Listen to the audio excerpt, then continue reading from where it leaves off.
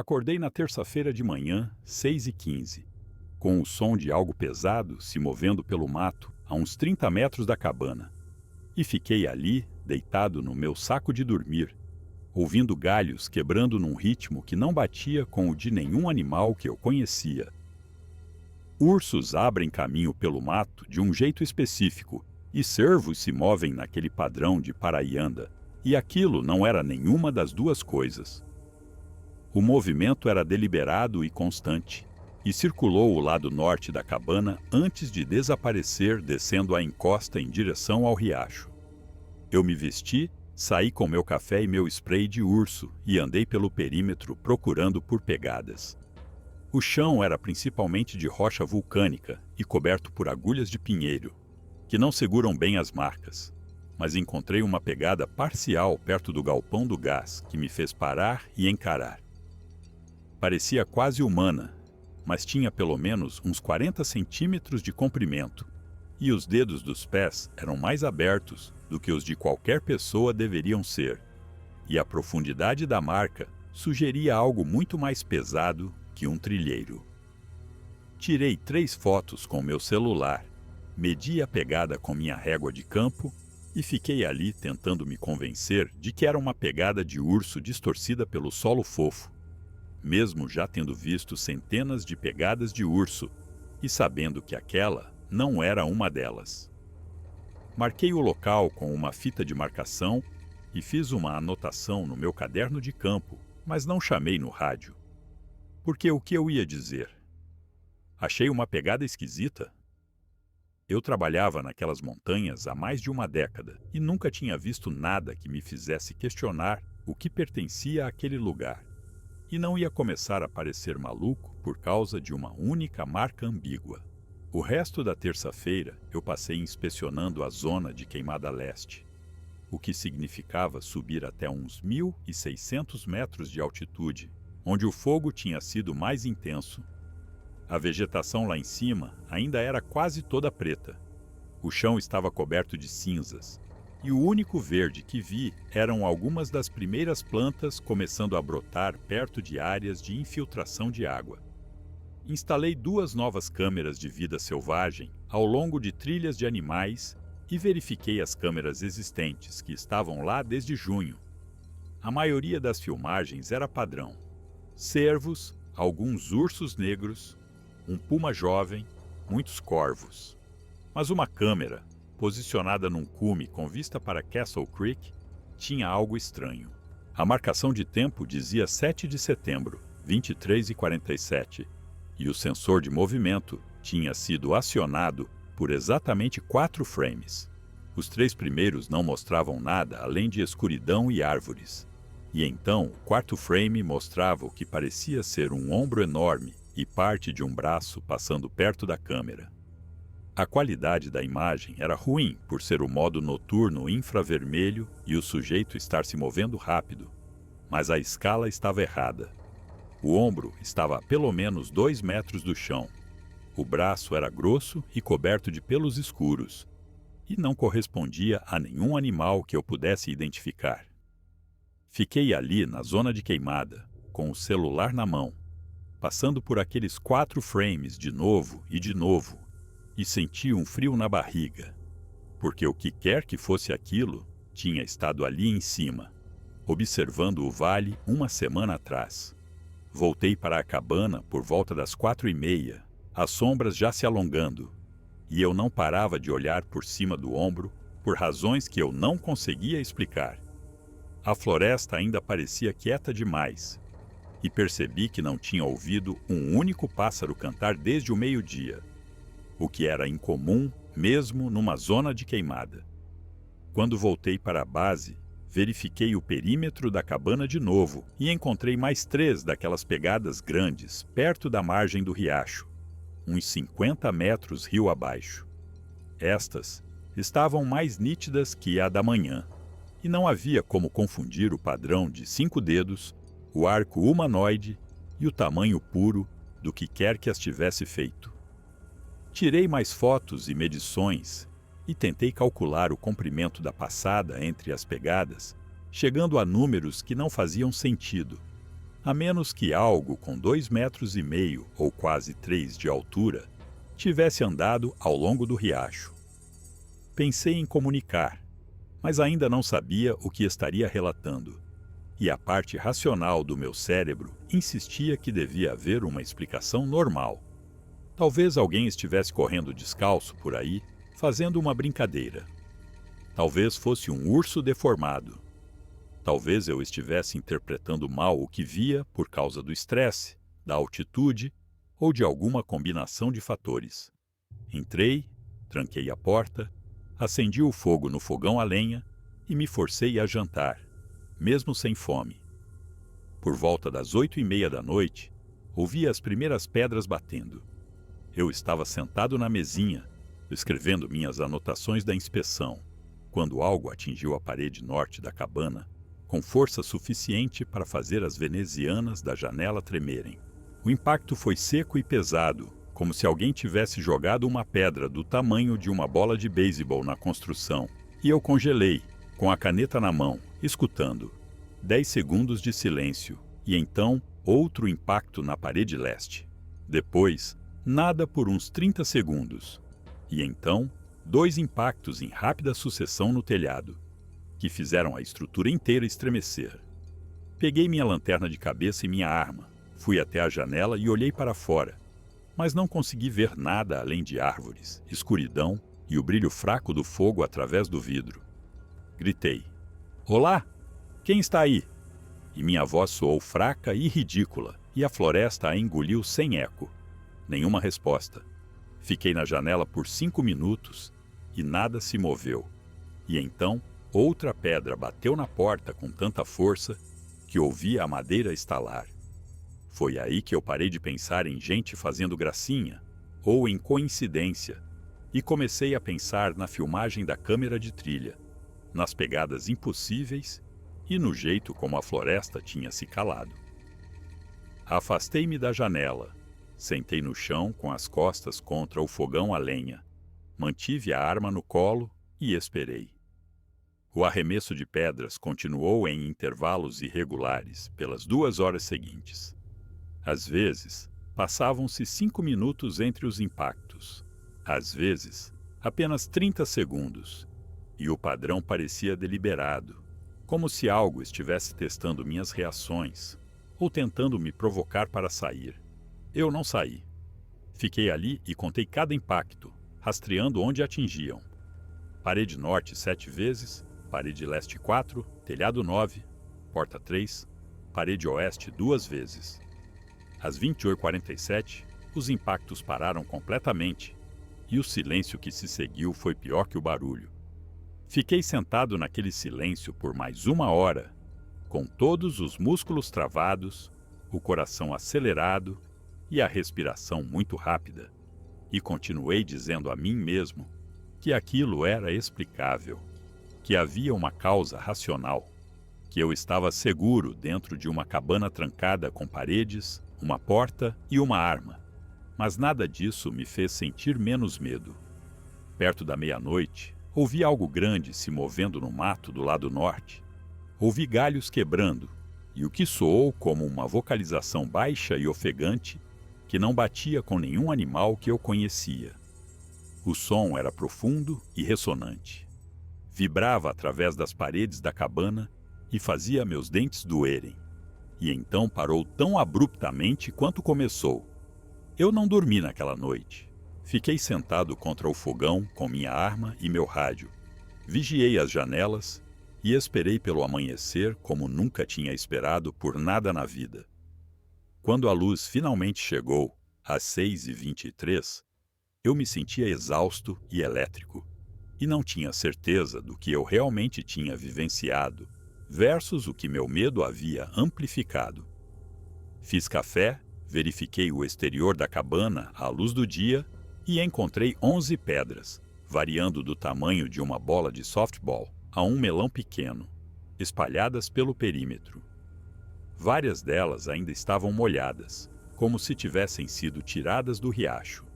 E algumas tinham musgo, o que significava que haviam sido arrancadas do leito do riacho. A porta tinha 3 novos amassados na madeira e uma das venezianas da janela tinha uma rachadura. Fotografei tudo, fiquei ali olhando para as evidências e sabia que deveria chamar reforços pelo rádio, mas ainda não conseguia me forçar a fazer isso. Porque, o que eu diria? Algo ficou jogando pedras na minha cabana a noite toda. Eu ia parecer paranoico ou incompetente, ou os dois. E eu tinha trabalhado duro demais construindo minha reputação neste distrito para jogá-la fora por algo que ainda poderia ter alguma explicação racional que eu não havia considerado. Na manhã de quarta-feira, tomei a decisão de continuar o trabalho de inspeção, mas manter o rádio no cinto e ficar à vista da cabana sempre que possível. Passei a manhã documentando padrões de erosão ao longo do riacho, mantendo o spray de urso na mão em vez de no cinto, e pulava a cada som.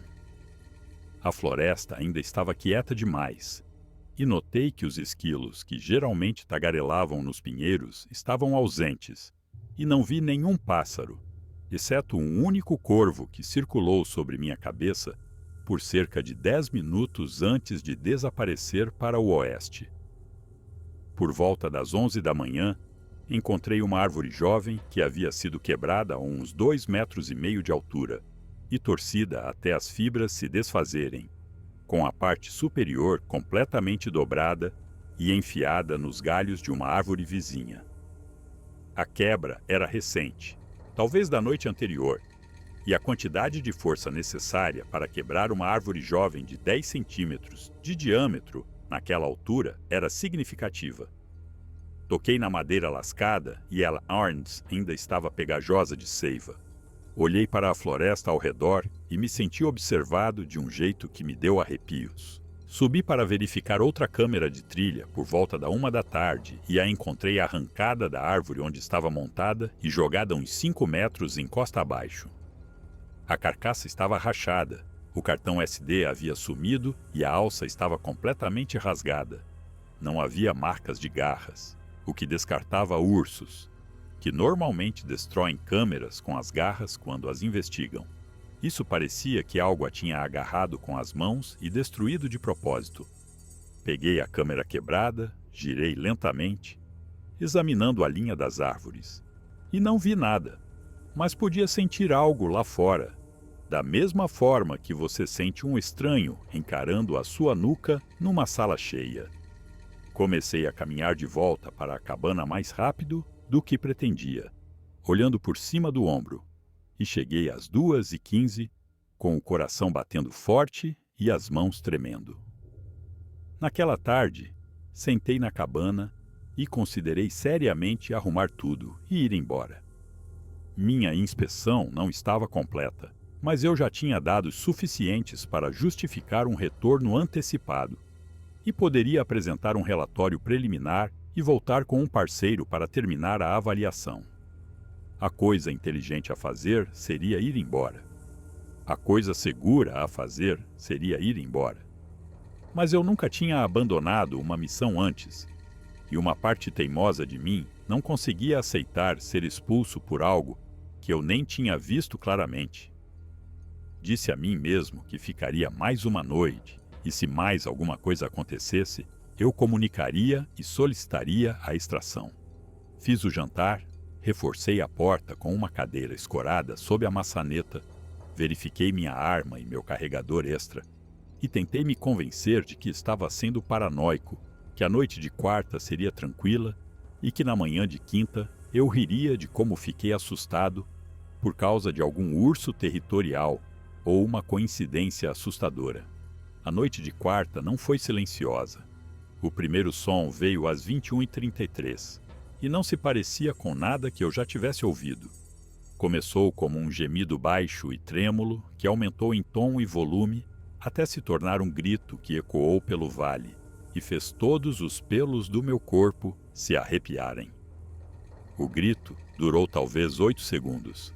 Veio de algum lugar em costa acima, ao norte, e soou imenso, furioso e errado.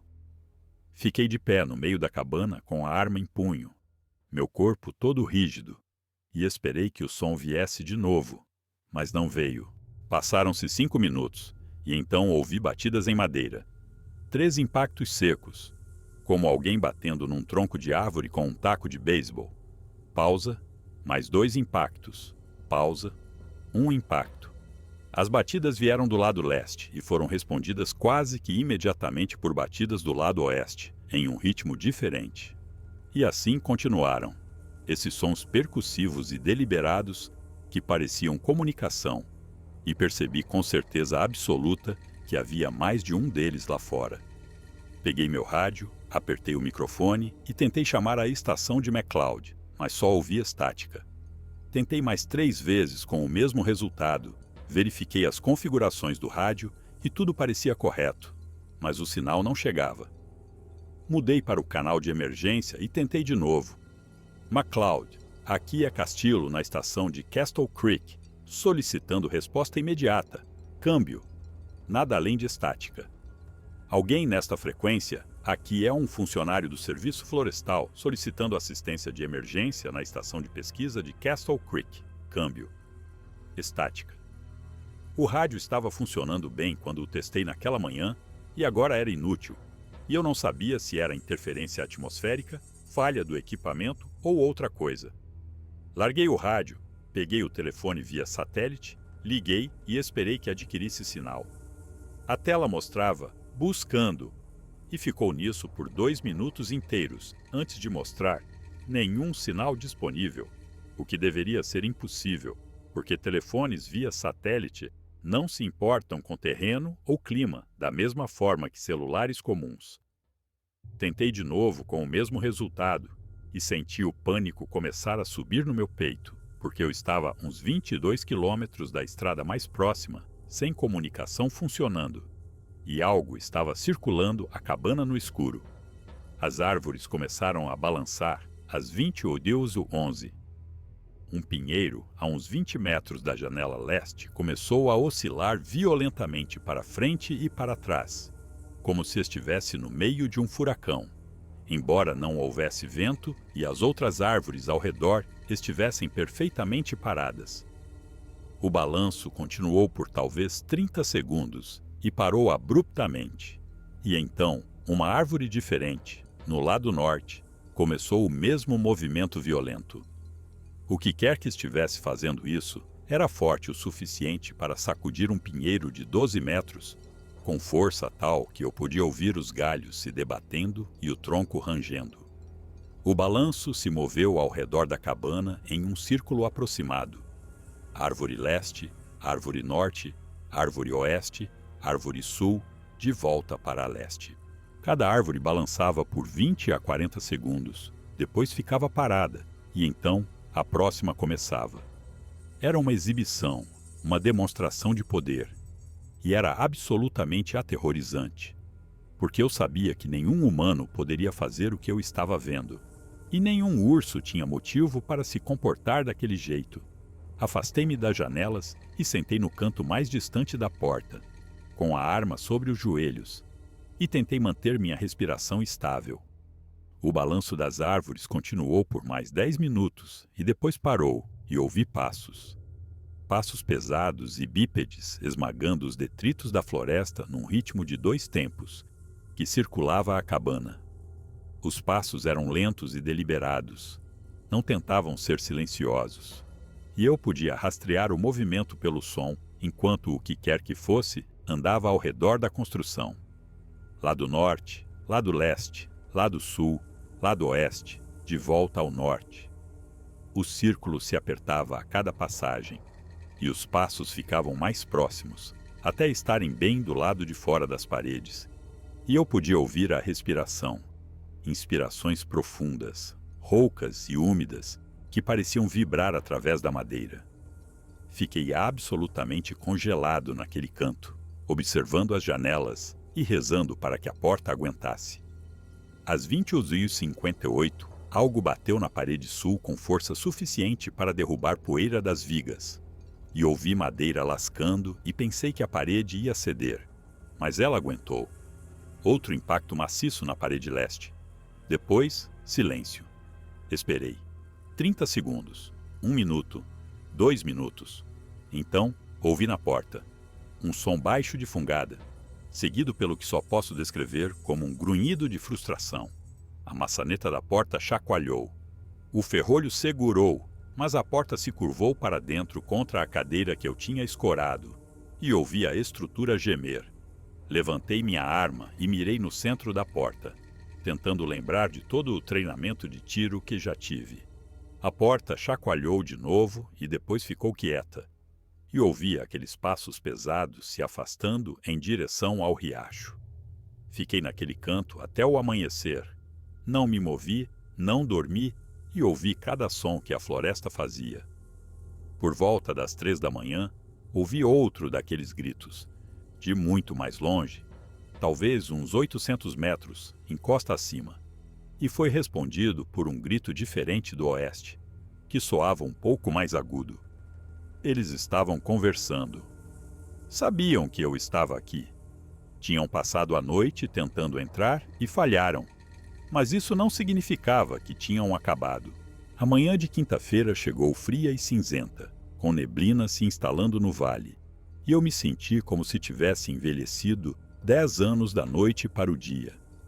Estava exausto e apavorado, e sabia que não poderia ficar mais uma noite, mas também sabia que não poderia ir embora até ter algum tipo de prova, porque sem prova ninguém acreditaria no que aconteceu, e eu seria taxado de instável ou incompetente. Verifiquei meu equipamento e descobri que a bateria do meu celular estava em 12%, embora eu a tivesse carregado completamente na noite anterior e não a tivesse usado.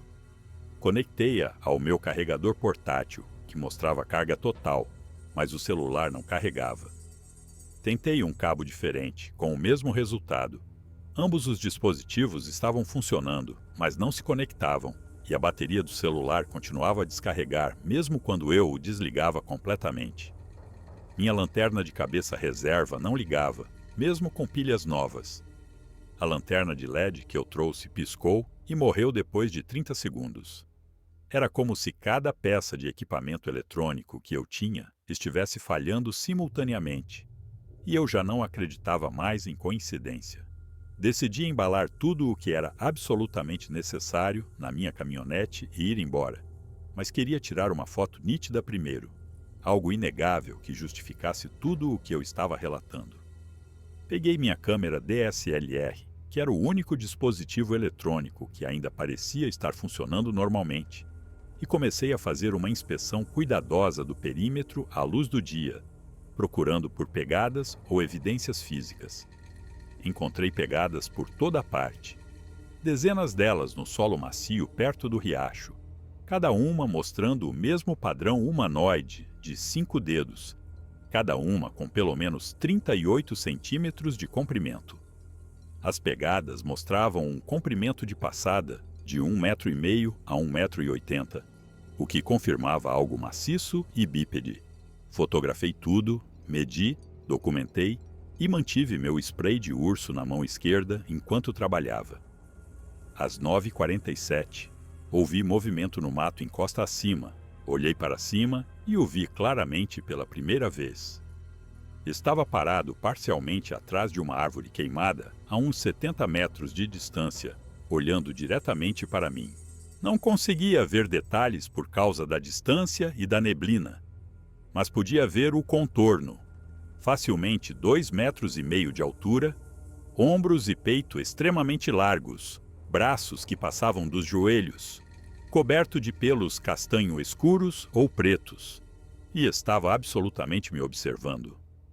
Levantei minha câmera, levei ao olho, enquadrei a foto e apertei o obturador e nada aconteceu. Verifiquei a câmera e o indicador de bateria mostrava vazio, embora eu a tivesse carregado na noite anterior. Olhei para cima de novo e a figura tinha sumido, como se nunca tivesse estado lá. Fiquei ali tremendo e senti algo quebrar dentro de mim, porque eu finalmente o tinha visto claramente. Tive a foto perfeita e meu equipamento falhou no exato momento em que eu mais precisava. Voltei para a cabana, joguei meu equipamento na mochila e parei de pensar em completar a inspeção, seguir o protocolo ou manter minha reputação profissional. Eu só queria sair. Carreguei tudo na caçamba da minha caminhonete, entrei ao volante, girei a chave e o motor girou fracamente e morreu. Tentei de novo, mesmo resultado. A bateria estava morta, embora a caminhonete tivesse apenas 2 anos e eu a tivesse dirigido até aqui 3 dias antes sem problemas. Abri o capô, verifiquei as conexões e tudo parecia bem, mas a caminhonete não pegava. Eu estava a uns 22 quilômetros da estrada mais próxima, sem veículo, sem rádio funcionando, sem telefone funcionando e com algo na floresta que tinha pelo menos 2,5 metros de altura e tinha passado as 2 últimas noites tentando entrar na minha cabana. Sentei na cabine da caminhonete e tentei não hiperventilar. Tentei pensar logicamente sobre minhas opções. Eu poderia sair a pé, mas isso significaria caminhar por um território onde aquelas coisas estavam ativas, e eu estaria completamente exposto por horas. Eu poderia ficar na cabana e esperar que alguém viesse me procurar quando eu perdesse meu horário de contato. Mas isso só seria na sexta-noite, e eu não sabia se conseguiria sobreviver mais 2 noites. Eu poderia tentar chamar a atenção de algum trilheiro, mas não via outra pessoa há 3 dias, e esta não era uma área de muito movimento. Todas as opções pareciam terríveis. Decidi ficar na cabana, fortificá-la o máximo possível e tentar sobreviver até que meu contato perdido acionasse uma resposta. Descarreguei meu equipamento e arrastei todos os objetos pesados que encontrei na frente da porta: a mesa, as 2 cadeiras, uma estante, tanques de propano sobressalentes. Verifiquei as janelas e descobri que 2 delas tinham as molduras soltas. Então as preguei com tábuas que arranquei do quarto dos fundos. Fiz um inventário dos meus suprimentos.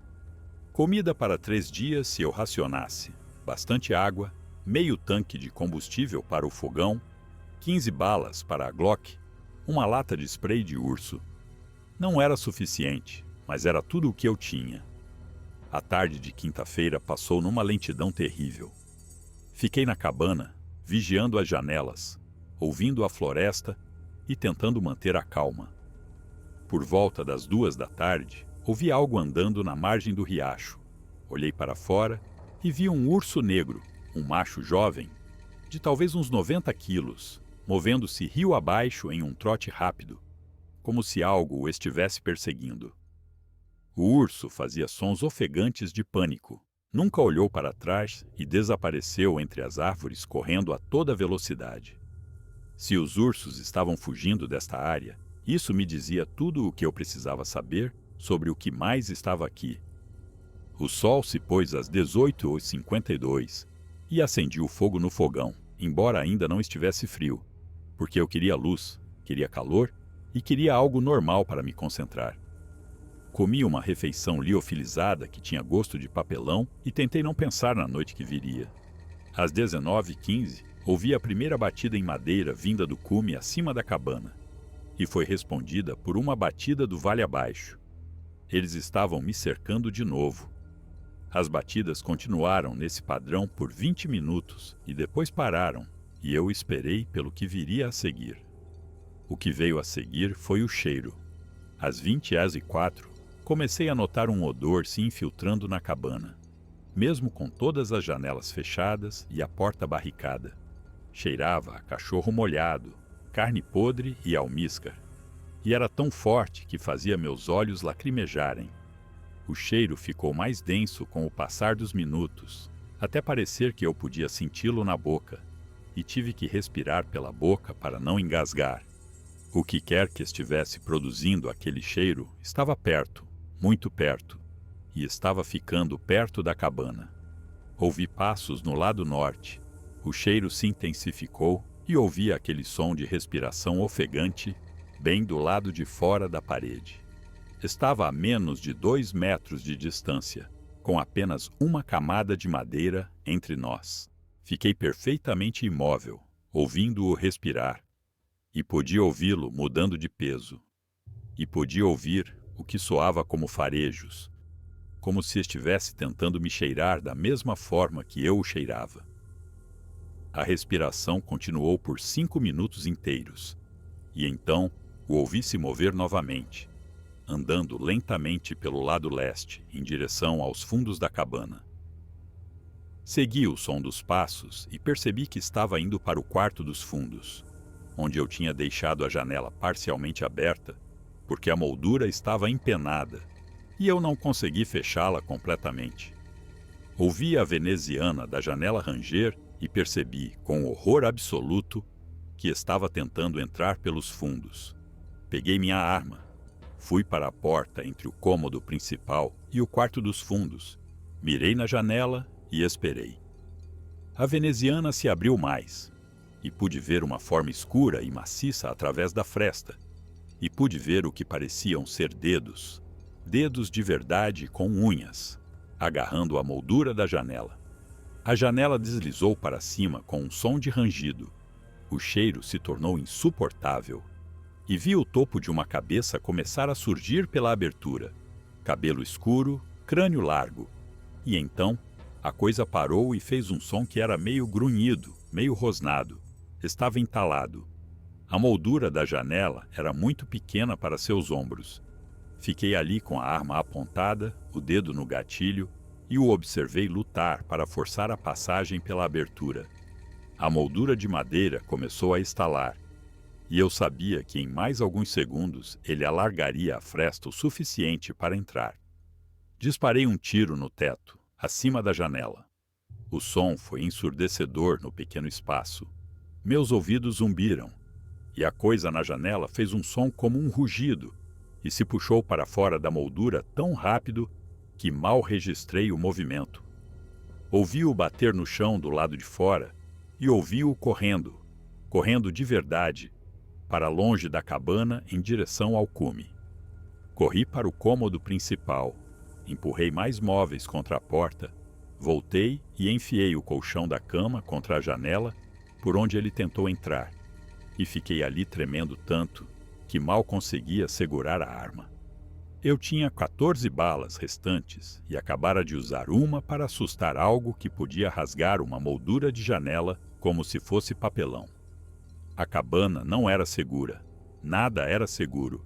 Eu estava sozinho na floresta com criaturas que eram inteligentes o suficiente para testar diferentes pontos de entrada e fortes o suficiente para invadir qualquer estrutura que eu pudesse barricar. Sentei no chão e tentei pensar com clareza. Mas tudo o que conseguia pensar era que eu ia morrer aqui. Ninguém encontraria meu corpo até ser tarde demais, e ninguém jamais saberia o que realmente aconteceu. O resto da noite de quinta-feira foi um caos. As criaturas, e agora eu tinha certeza de que havia pelo menos duas, circularam a cabana, jogaram pedras, sacudiram árvores e bateram contra as paredes. Às 23h27, algo atingiu o telhado com tanta força que pensei que a estrutura inteira ia desabar, mas aguentou. Eu os ouvi em cima da cabana, ouvi as tábuas do telhado rangendo sob seu peso, ouvi-os se movendo lá em cima como se estivessem testando a construção. Um deles encontrou a chaminé do fogão, ouvi metal raspando, e então a chaminé se desconectou e caiu dentro do fogão, e a fumaça começou a encher a cabana. Tive que abrir a porta brevemente para limpar a fumaça, e foi quando ouvi um deles avançar contra a porta pelo lado esquerdo. Bati a porta bem a tempo de algo maciço atingi-la do lado de fora. O ferrolho segurou, mas a moldura rachou e se deslocou uns 5 centímetros para dentro. Empilhei tudo o que tinha contra a porta. Fiquei ali e soube que era apenas uma questão de tempo até eles arrombarem. A 1h43, eles pararam. Os sons cessaram completamente, o cheiro desapareceu e eu fiquei de pé em uma cabana cheia de fumaça, com minha arma na mão e sem ideia do que aconteceria a seguir. Esperei. 5 minutos, 10 minutos, 30 minutos. Nada. Eu não confiava. Mas também não tinha outra escolha a não ser esperar a luz do dia e torcer para sobreviver até lá. A manhã de sexta-feira chegou com chuva forte, E eu nunca estive tão grato pelo tempo na minha vida, porque a chuva poderia afugentá-los, ou pelo menos atrasá-los. Verifiquei meus suprimentos e percebi que só tinha comida para mais um dia, e não tinha como cozinhá-la com a chaminé destruída. Minha água dava para mais 2 dias. Meu rádio e telefone ainda estavam mortos. Minha caminhonete ainda estava morta. Eu estava preso e sabia que tinha que tomar uma decisão: ficar na cabana danificada e esperar que o resgate viesse, ou tentar sair a pé durante o dia e torcer para conseguir me mover mais rápido do que o que quer que estivesse me caçando. Eu escolhi ficar. Sair a pé significava 22 quilômetros de exposição através de uma floresta onde aquelas coisas viviam e conheciam o terreno melhor do que eu. Pelo menos a cabana oferecia paredes e uma porta, mesmo que ambas estivessem danificadas. Passei a manhã de sexta reforçando a porta com tábuas e corda e tentando reconectar a chaminé, o que consegui fazer o suficiente para pelo menos ventilar a fumaça para fora. A chuva continuou constante e fria, e não ouvi nenhum som do lado de fora, o que me deu esperança de que talvez tivessem se abrigado ou perdido o interesse. Na tarde de sexta, a chuva parou, a temperatura caiu e percebi que estava enfrentando outra noite. Racionei minha última comida, bebi água, verifiquei minha arma pela 100ª vez e tentei manter a calma. O sol estava se pondo às 18h49 e observei a luz morrer através das venezianas danificadas, sentindo o pavor se instalar em meus ossos. Esta era a 4ª noite. Eu não sabia se veria a 5ª. Os sons começaram mais cedo do que nas noites anteriores. Às 19h22, ouvi passos se aproximando do riacho. Ouvi aquela respiração ofegante e senti aquele cheiro horrível. Eles estavam de volta. Os passos circularam a cabana lentamente, e eu os rastreei pelo som, percebendo que havia definitivamente 2 conjuntos distintos de passos, 2 pesos diferentes, 2 jeitos de andar diferentes. Um era mais pesado e lento, o outro mais rápido e parecia mais agressivo. Eles estavam se coordenando de alguma forma, movendo-se em padrões que me encurralavam. Às 20h15 cometi um erro. Fui até a janela para olhar para fora e ver se conseguia avistá-los no crepúsculo, e algo atingiu a veneziana com tanta força que ela explodiu para dentro, me cobrindo de lascas de madeira. Caí para trás, batendo com o ombro, e a dor disparou pelo meu braço enquanto eu me arrastava para longe da janela. Através da veneziana quebrada, pude ver uma mão de verdade, alcançando através da fresta, dedos estendidos, agarrando. A mão era maciça, talvez uns 35 centímetros de comprimento, coberta de pelos escuros nas costas com uma palma coriácea, e os dedos se moviam com um propósito deliberado, tentando se firmar na moldura da janela. Levantei minha arma, mirei na mão e quase atirei, mas algo me deteve. Porque se eu matasse um deles, o outro destruiria a cabana para me pegar. Eu não atirei. Observei a mão tatear por 5 segundos e depois se retirar, e ouvi uma vocalização frustrada do lado de fora, como um grunhido raivoso misturado com o que soou quase como uma linguagem. Recuei para o canto, fiquei lá e os ouvi circulando, e soube que o fim estava próximo, porque a cabana estava cedendo. Minha munição estava acabando. Eu não dormia há dias, e não conseguia mais pensar com clareza. Às 21h04, eles começaram a bater nas paredes em uníssono, impactos coordenados que faziam toda a estrutura tremer. Parede norte, parede sul, parede leste, parede oeste. Bum, bum, bum, bum, como tambores. O ritmo era preciso e a força era incrível, e senti o chão vibrando sob mim. Eles bateram nas paredes por 10 minutos sem parar, e então pararam. E eu os ouvi no telhado novamente, os 2 desta vez, e ouvi as tábuas estalando. Peguei minha mochila, peguei minha arma e decidi que se o telhado cedesse, eu correria para minha caminhonete. Me trancaria lá dentro e esperaria que a carcaça de metal me protegesse melhor que a cabana. Esperei.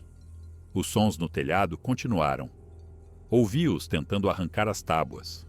Ouvi madeira lascando. Ouvi um deles rugir de frustração. Então, ouvi algo que nunca esquecerei. Um deles falou. Não palavras que eu pudesse entender, mas uma vocalização deliberada que tinha estrutura e ritmo, como uma linguagem. O som veio do telhado e foi respondido por uma vocalização do chão, no lado leste. E eles trocaram mensagens 3 vezes no que pareceu uma conversa. Fiquei ali parado e percebi que essas coisas não eram apenas animais. Eram outra coisa, algo que podia planejar, comunicar e resolver problemas. Às 21h47, as tábuas do telhado cederam no canto noroeste. Vi uma seção desabar para dentro, vi o céu noturno e vi um rosto olhando para mim através do buraco. O rosto era largo e achatado, com uma arcada supraciliar pesada, olhos que refletiam a luz como os de um animal, uma boca cheia de dentes e pelos cobrindo tudo, exceto o próprio rosto, e me olhava com o que só posso descrever como malícia inteligente. Trocamos olhares por talvez 2 segundos, e então o rosto desapareceu. Ouvi um barulho de arrastar no telhado e soube que ele estava prestes a pular pelo buraco. Eu corri. Abri a porta com um tranco, derrubei a barricada, saí para a noite fria e corri para minha caminhonete, a uns 15 metros de distância. Ouvi algo cair no chão atrás de mim com um baque surdo. Ouvi-o vindo atrás de mim e não olhei para trás. Alcancei a caminhonete, puxei a porta, me joguei para dentro, apertei o botão de trava e bati a porta. E algo atingiu a caminhonete com tanta força que o veículo inteiro balançou em sua suspensão. Olhei para cima e o vi parado ao lado da janela do motorista. Tinha pelo menos 2,60 metros de altura, talvez quase 3. Uma constituição maciça no peito e ombros, braços que chegavam aos joelhos, pernas como troncos de árvore, coberto da cabeça aos pés por pelos castanho avermelhados escuros, exceto no rosto, palmas das mãos e solas dos pés. E estava me olhando através da janela, com aqueles olhos reflexivos, e eu podia ver sua respiração embaçando o vidro. Ele levantou uma mão e colocou a palma espalmada contra a janela. Fiquei olhando para aquela mão e podia ver as linhas na palma, os pelos nas juntas dos dedos e as unhas que eram grossas e escuras. E ele pressionou contra o vidro como se estivesse testando a barreira. A janela flexionou ligeiramente para dentro e percebi que, se ele quisesse, poderia socar através do vidro, mas não o fez. Apenas ficou ali me olhando, e eu fiquei ali olhando para ele, e ficamos assim pelo que pareceu uma eternidade, mas provavelmente foram 30 segundos. Então, ele deu um passo para trás, virou a cabeça e fez aquela vocalização novamente, e ouvi uma resposta da área da cabana, e vi uma segunda figura emergir das sombras perto do galpão do gás. A segunda era um pouco menor, talvez uns 2,30 metros, com pelos mais escuros, quase pretos, e se movia com um andar diferente que sugeria que poderia ser uma fêmea, embora eu não tivesse como ter certeza. Os dois ficaram ali sob os feixes dos meus faróis, que eu havia deixado ligados. Olharam um para o outro, olharam para a caminhonete, e então o maior fez um som que era meio rugido, meio grito, e ambos se moveram em direção à caminhonete ao mesmo tempo. Peguei minha arma, engatilhei uma bala e mirei no para-brisa, pronto para atirar através do vidro, se eles tentassem arrombar, mas eles não atacaram a caminhonete. Em vez disso, agarraram o para-choque dianteiro e levantaram. A frente da caminhonete saiu do chão, senti o veículo tombando para trás, e eu estava deslizando pelo banco em direção à parte de trás, e percebi que estavam tentando virar a caminhonete inteira. Me apoiei no volante. A caminhonete inclinou talvez 30 graus, depois 40, e pensei que ia virar de costas, E então eles a soltaram. A frente bateu no chão e quicou. Minha cabeça bateu no teto. Vi estrelas. E quando minha visão clareou, o maior estava com o rosto pressionado contra a janela do motorista, me encarando a centímetros de distância. Sua respiração embaçava o vidro em nuvens rítmicas. E eu podia ver dentes individuais. E podia ver a inteligência em seus olhos. E soube que ele entendia exatamente o que estava fazendo. Estava me mostrando que poderia me matar a qualquer momento que quisesse, mas estava escolhendo não fazer. Estava brincando comigo. O menor se moveu para o lado do passageiro e fez a mesma coisa. Rosto pressionado na janela, olhos cravados em mim, e eu estava preso entre eles, sem ter para onde ir. Eles ficaram assim por 5 minutos, e então ambos recuaram simultaneamente. Viraram-se e se afastaram em direção ao cume. Simples assim. Eles entraram nas árvores e sumiram, e eu fiquei sentado na minha caminhonete, tremendo tanto que meus dentes batiam. Fiquei ali por 20 minutos, com medo de me mover, e então vi lanternas à distância, descendo a estrada da floresta vindo do norte. Alguém estava vindo. O resgate estava vindo. Comecei a chorar e não consegui parar. As lanternas pertenciam a uma equipe de busca e resgate do distrito de McCloud. Eu tinha perdido meu contato de sexta à noite. Eles iniciaram uma resposta e dirigiram até a estação para ver como eu estava. Eram 4, 2 guardas florestais e 2 voluntários de busca e resgate. Eles me encontraram na minha caminhonete. Disseram que eu parecia ter passado pelo inferno e perguntaram o que aconteceu. E eu tentei explicar, mas as palavras não saíam direito. Eu ficava dizendo, eles estavam aqui, e vocês têm que acreditar em mim. E olhem para a cabana. E eles olharam para a cabana, viram os danos, viram as pegadas, viram a janela quebrada e a seção do telhado desabada. E trocaram olhares que eu não consegui ler. Eles me tiraram da caminhonete, me deram água e um cobertor térmico. Perguntaram se eu estava ferido e eu disse que não, mas não tinha certeza se era verdade, porque me sentia quebrado de maneiras que não conseguia explicar. Perguntaram se eu tinha visto quem vandalizou a cabana e eu disse que não era vandalismo, e tentei descrever o que tinha visto. E observei seus rostos mudarem de preocupação para ceticismo. Um dos guardas, um cara chamado Patterson, com quem eu já tinha trabalhado, pegou uma câmera e começou a documentar os danos. Mediu algumas das pegadas e as fotografou, mas eu podia dizer pela sua linguagem corporal que ele já estava descartando isso como algo explicável. Eles me levaram na caminhonete deles e meu veículo ficou na estação. Disseram que mandariam um mecânico para verificá-lo, mas eu sabia que não encontrariam nada de errado, porque não havia nada de errado, exceto que ele tinha estado lá. Levaram-me para a estação de guardas de McCloud, ligaram para meu supervisor e para um paramédico que verificou meus sinais vitais e disse que eu estava desidratado e exausto, mas fisicamente bem. Perguntaram se eu queria registrar um boletim de ocorrência. Eu disse que sim, e sentei com Patterson e contei tudo, desde a primeira pegada até as criaturas virando minha caminhonete. E ele anotou tudo, mas eu via em seus olhos que ele não acreditava em mim. Patterson disse que investigariam a cabana e a área ao redor, que procurariam por evidências de ursos, vandalismo ou o que quer que tivesse causado a perturbação.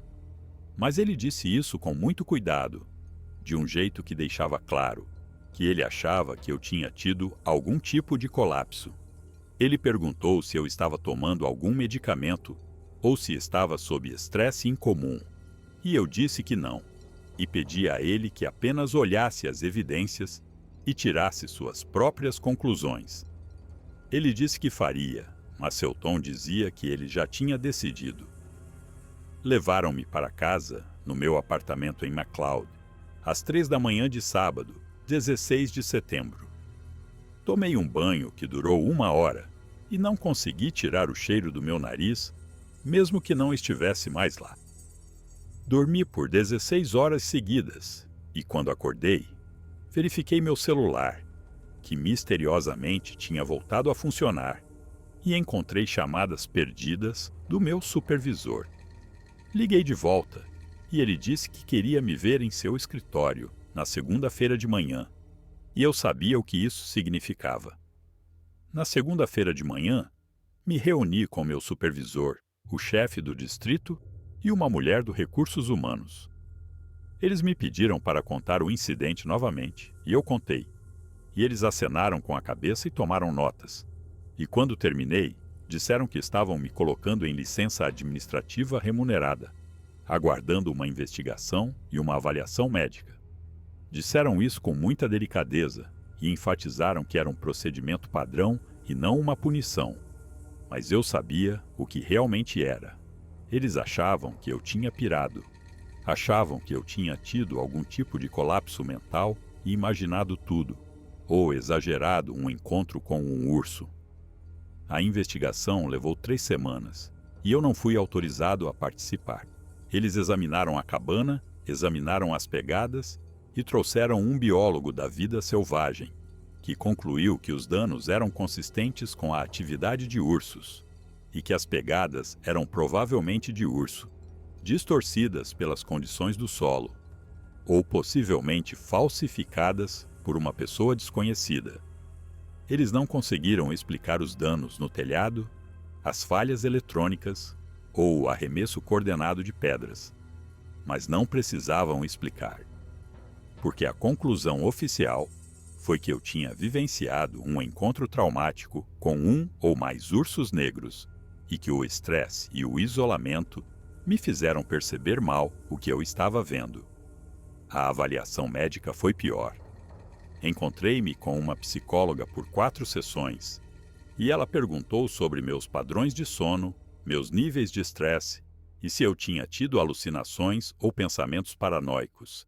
E eu sabia que qualquer coisa que eu dissesse seria usada para determinar se eu estava apto para o serviço.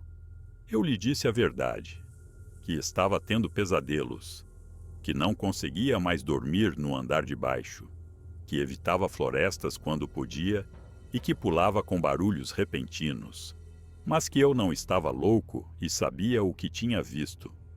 Ela anotou tudo, me diagnosticou com reação aguda ao estresse e recomendou terapia contínua e uma atribuição de serviço leve. Meu supervisor me ligou em outubro e me ofereceu uma transferência para o distrito de Lassen, que ficava a 3 horas ao sul e tinha mais trabalho de escritório e menos tempo de campo sozinho. Ele disse isso com simpatia, como se estivesse me fazendo um favor, e talvez estivesse, porque a alternativa provavelmente era a demissão. Eu aceitei a transferência. Empacotei meu apartamento, me mudei para Susanville e comecei a trabalhar na coordenação de manutenção de trilhas, o que significava que eu supervisionava equipes, mas não entrava mais sozinho no sertão. O repórter do Reading Record Searchlight me entrevistou uma vez em novembro. Não sei como ele descobriu sobre o incidente, mas ele me ligou e perguntou se eu falaria com ele sobre o que aconteceu em Castle Creek. E eu disse que sim, porque pensei que talvez alguém acreditasse em mim se eu pudesse contar minha história publicamente. Nos encontramos em um café e passei 1 hora contando tudo a ele. E ele gravou toda a conversa e tirou fotos das cicatrizes na minha panturrilha, onde algo me agarrou e me puxou. E eu pensei, finalmente, é isso. Alguém está levando isso a sério. O artigo saiu na página 9 da seção local, sob uma manchete que dizia: Funcionário florestal relata estranho encontro com vida selvagem. 300 palavras, sem fotos. Mencionava que eu tinha vivenciado um incidente com possível atividade de urso, que tinha sido transferido para um distrito diferente e incluía uma citação minha dizendo: eu sei o que eu vi, e era só isso. O artigo estava cercado por anúncios e avisos da comunidade e desapareceu na obscuridade em 24 horas. Nenhum acompanhamento, nenhuma investigação, Nada. Eu ainda trabalho para o serviço florestal, mas não sou a mesma pessoa que era antes de 14 de setembro. Durmo no segundo andar, mantenho todas as janelas trancadas e não suporto o cheiro de cachorro molhado ou carne podre sem que meu coração dispare. Não entro na floresta sozinho. Não trabalho depois de escurecer e evito os Trinity Alpes completamente. As cicatrizes na minha panturrilha ainda são visíveis, e elas formam 4 linhas paralelas perfeitas. E quando as pessoas perguntam, digo que caí em uma cerca, porque a verdade as deixa desconfortáveis. E aprendi que a maioria das pessoas prefere viver com mentiras confortáveis do que com verdades perturbadoras. Penso naquelas criaturas todos os dias. Penso na inteligência que vi em seus olhos, na maneira como se comunicavam e como testaram as defesas da cabana como se estivessem resolvendo um problema. Penso em como poderiam ter me matado a qualquer momento, mas escolheram não fazer. E não sei se foi misericórdia, tédio ou outra coisa que não consigo entender. Penso em quantas outras pessoas os viram e foram desacreditadas, ignoradas ou rotuladas de instáveis. E me pergunto quantos relatórios estão em arquivos, em algum lugar, acumulando poeira. Às vezes, sonho que estou de volta à estação de Castle Creek, sentado naquela cabana, e posso ouvi-lo circulando do lado de fora. Posso sentir aquele cheiro, e acordo ofegante, e tenho que acender todas as luzes do meu apartamento para me convencer de que estou seguro. Às vezes, passo pelo desvio para da estrada de Castle Creek e penso em voltar, em documentar tudo corretamente, em obter provas que forçariam alguém a acreditar em mim. Mas nunca o faço, porque não sou corajoso o suficiente, e porque parte de mim sabe que, mesmo com provas perfeitas, a resposta oficial seria a mesma: identificação incorreta, reação ao estresse, trote. A verdade é que algo vive naquelas montanhas que não entendemos e não queremos entender, porque entendê-lo exigiria que reconhecêssemos que existem coisas lá fora que não podemos controlar, classificar ou prever. A verdade é que entrei naquelas matas pensando que sabia o que pertencia ali e saí sabendo que estava errado sobre tudo. A verdade é que minhas cicatrizes são reais. Minhas memórias são reais. E o que aconteceu comigo foi real. Mesmo que ninguém acredite. Estou sentado aqui, no porão desta igreja em Eureka, e acabei de contar tudo a vocês. E posso ver em seus rostos que alguns de vocês acreditam em mim, alguns não, e alguns ainda estão se decidindo. Tudo bem, eu sei como soa, sei como parece impossível. Mas também sei o que agarrou meu tornozelo em 14 de setembro, às 21h52, e me arrastou por 12 metros. Morro acima através de mato e pedras antes de me largar, como se eu não fosse nada. E sei que a mão que me agarrou tinha 5 dedos, uma palma e um aperto que parecia quase humano, exceto pela força, que não era absolutamente humana. Eu ainda tenho as cicatrizes. Elas são rosadas e salientes, e correm em 4 linhas paralelas, logo abaixo do meu joelho até o tornozelo, e coçam às vezes, especialmente quando está frio ou quando estou estressado. As cicatrizes são a prova, mas não são o tipo de prova que alguém quer, porque exigem acreditar em algo que as pessoas não estão prontas para acreditar. Então, eu as mantenho cobertas, faço meu trabalho de escritório, durmo no segundo andar e tento não pensar no que mais pode estar lá fora, nas florestas, nos observando, esperando e escolhendo não ser visto. Esse é o meu testemunho. Foi isso que aconteceu.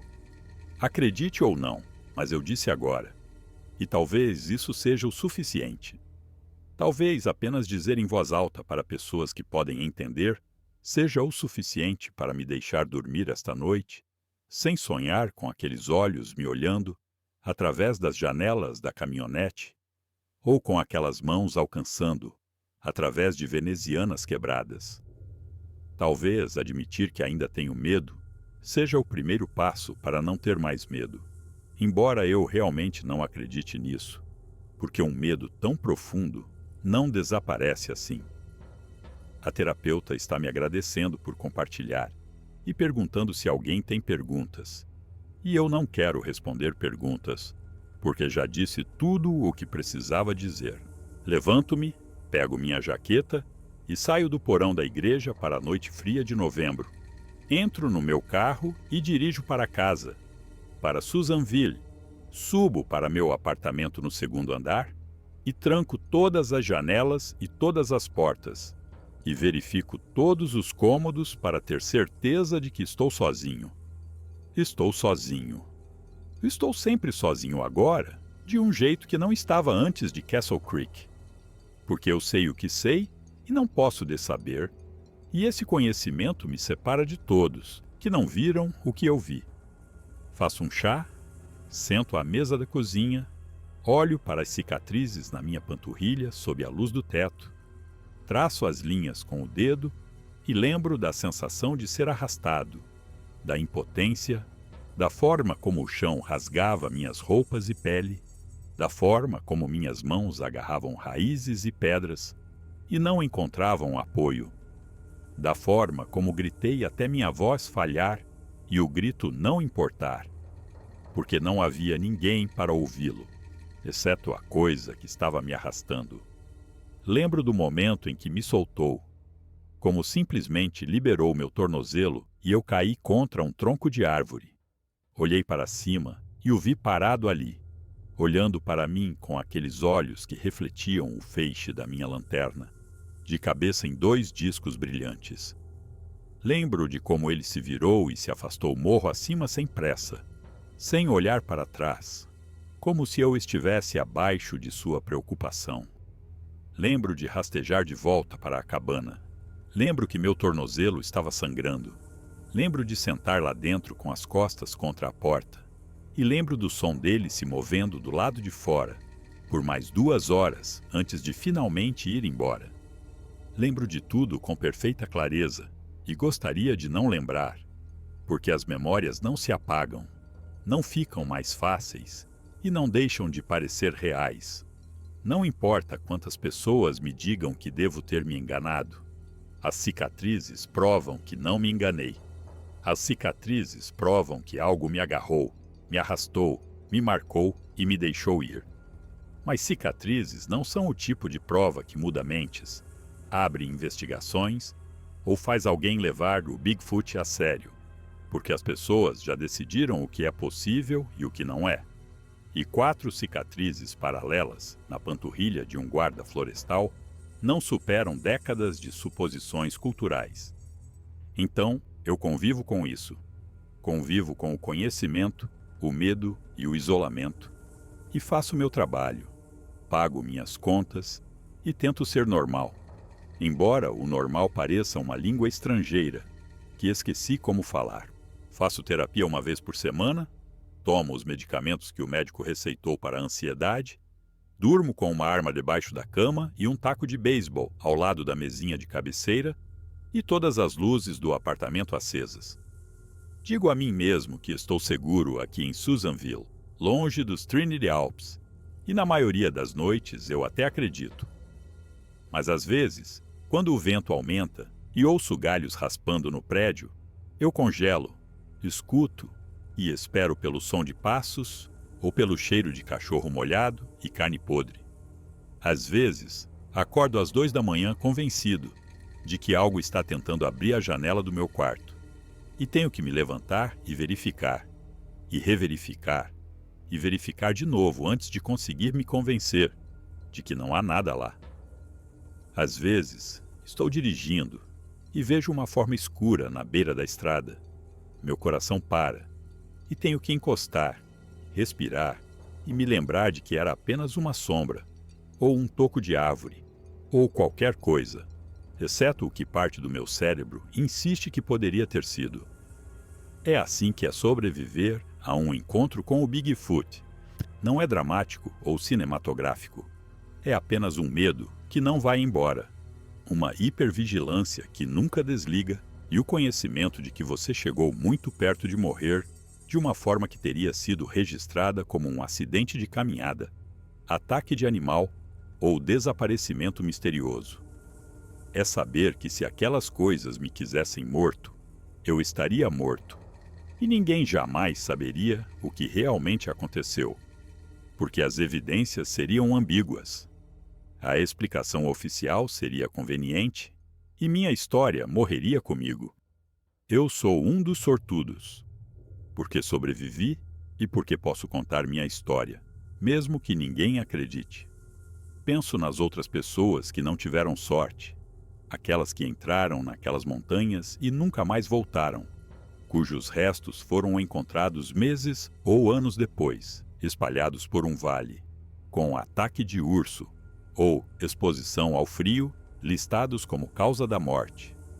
Penso em David Lee, que desapareceu da área de Castle Creek em 2019 e cuja mochila foi encontrada a quase 5 quilômetros de onde ele foi visto pela última vez, com marcas de garras que não correspondiam a nenhum predador conhecido. Penso em Michelle Torres, que desapareceu dos Trinity Alps em 2021 durante uma viagem de mochila solo e nunca foi encontrada, apesar de semanas de busca.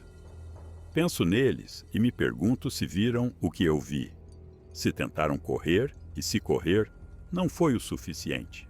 As estatísticas oficiais de pessoas desaparecidas para o condado de Trinity mostram 47 desaparecimentos inexplicados nos últimos 15 anos em áreas selvagens. 47 pessoas que entraram na floresta e nunca mais saíram. As explicações são sempre as mesmas. Se perdeu, caiu, se afogou, foi atacado por animais, sucumbiu à exposição. Talvez algumas dessas explicações sejam verdadeiras. Talvez a maioria delas seja verdadeira. Mas eu sei o que está lá fora. Sei do que é capaz. E me pergunto quantas dessas 47 pessoas morreram porque encontraram algo que não deveria existir. Eu não tenho respostas. Tenho cicatrizes, memórias e um medo que não vai embora. Uma carreira que foi permanentemente alterada e uma vida que se divide claramente em antes de Castle Creek e depois de Castle Creek. Tenho uma pasta no meu apartamento com toda a minha documentação do incidente. Fotos das pegadas, fotos dos danos na cabana, cópias das minhas declarações, a avaliação médica, o relatório oficial da investigação, o artigo de jornal. Guardo-a em um cofre à prova de fogo, porque é a única prova que tenho de que tudo isso aconteceu, e porque um dia alguém pode acreditar em mim e precisar ver as evidências. Às vezes penso em voltar, não para Castle Creek especificamente, mas de volta ao campo, de volta à natureza selvagem, de volta a fazer o trabalho que eu amava antes de tudo mudar. Penso nisso, e então lembro da sensação de ser arrastado, do som daquelas vocalizações e da inteligência naqueles olhos, e sei que não consigo. As montanhas não são mais seguras para mim, não por causa de ursos, do clima ou do terreno, mas porque eu sei o que mais vive lá, e não posso saber. O Serviço Florestal me ofereceu aposentadoria antecipada no mês passado. Eles apresentaram como uma opção, não uma exigência. Mas eu sei o que realmente é. Eles me querem fora porque sou um risco e uma lembrança de um incidente que preferem esquecer. Estão oferecendo um pacote decente. E estou pensando em aceitar. Porque estou cansado de fingir que está tudo bem e estou cansado de trabalhar em um emprego que exige que eu esteja em florestas, quando florestas são exatamente onde não consigo estar. Se eu aceitar a aposentadoria, não sei o que farei. Conservação e manejo de áreas selvagens é tudo o que já conheci e tudo o que sempre quis fazer. E isso me foi tirado por algo que não deveria existir, de acordo com todas as fontes oficiais. Essa é a parte que me deixa com raiva, não o medo ou o trauma, mas o fato de que minha carreira acabou porque encontrei algo real, e ninguém acredita que é real. e não há nada que eu possa fazer para provar o contrário. As cicatrizes estão desaparecendo. Dê a elas mais um ano e serão quase invisíveis, apenas linhas tênues que você só notaria se estivesse procurando por elas.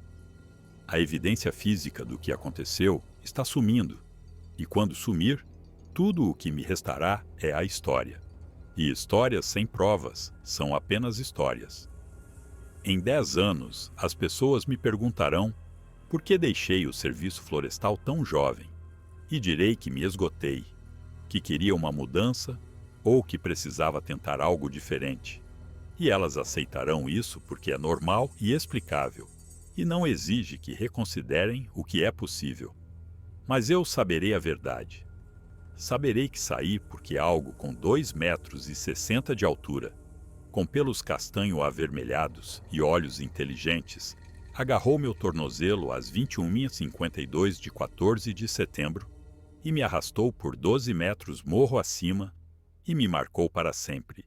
Saberei que por 4 noites vivia aterrorizado, enquanto criaturas que não deveriam existir circulavam minha cabana, testavam minhas defesas e brincavam comigo como um gato brinca com um rato. Saberei que sobrevivi a algo que a maioria das pessoas não sobrevive, e que sobreviver tem seu próprio custo. A terapeuta me ligou ontem e perguntou se eu estaria disposto a compartilhar minha história em uma conferência sobre trauma em áreas selvagens. Ela disse que haveria outras pessoas lá que tiveram experiências semelhantes. Pessoas que viram coisas na floresta que não conseguem explicar. Pessoas que foram desacreditadas e desmentidas e informadas de que estavam enganadas. Ela disse que poderia ajudar a me conectar com outros que entendem. Eu disse que pensaria a respeito, mas não acho que vou, porque falar sobre isso não melhora, e estar perto de outras pessoas traumatizadas não me torna menos traumatizado. O que melhoraria seria uma prova, evidência fotográfica ou em vídeo clara, inegável, que forçasse a comunidade científica, o governo e todos os outros a reconhecerem que essas coisas existem.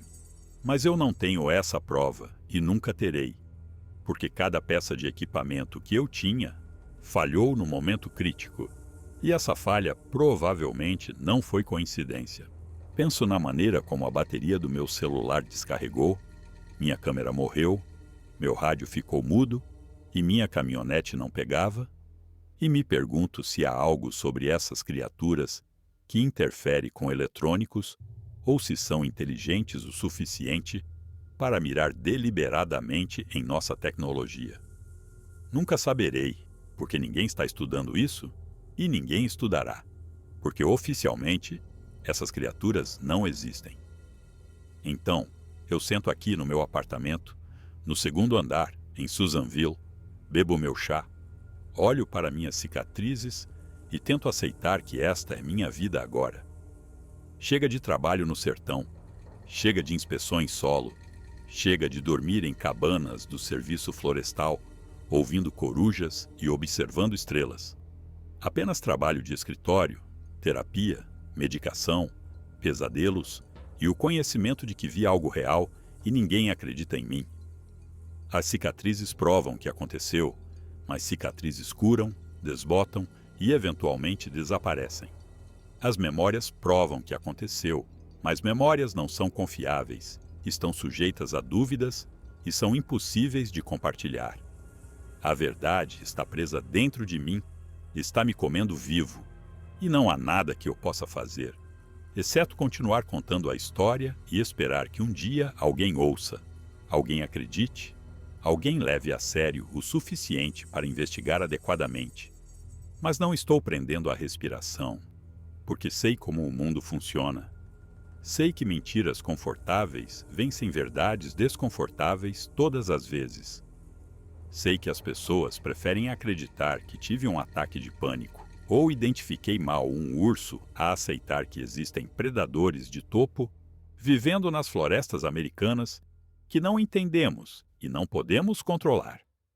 Sei que minhas cicatrizes, minha história e minha carreira arruinada não mudarão a opinião de ninguém, porque as opiniões já estão formadas. Então é isso. Este é meu testemunho. Foi isso que aconteceu quando passei 4 dias e 4 noites na estação de pesquisa de Castle Creek em setembro de 2023. Entrei como uma guarda florestal confiante e experiente, que achava que conhecia seu território, e saí quebrada, com medo e marcada com cicatrizes que vão desbotar, mas nunca desaparecerão completamente. Sobrevivi a algo que não deveria ter me deixado sobreviver. E não sei porquê, exceto que talvez eu não valesse a pena matar.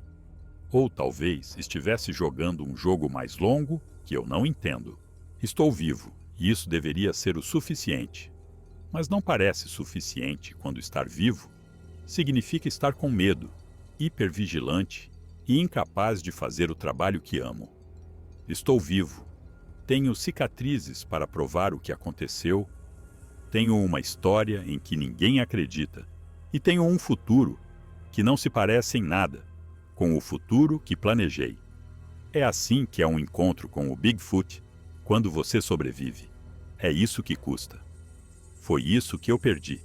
E todos os dias, eu gostaria de ter ligado doente naquela segunda-feira, ficado em casa e deixado outra pessoa fazer a inspeção de Castle Creek. Porque então, eu ainda seria a pessoa que era antes de aprender o que realmente está lá fora, na escuridão entre as árvores,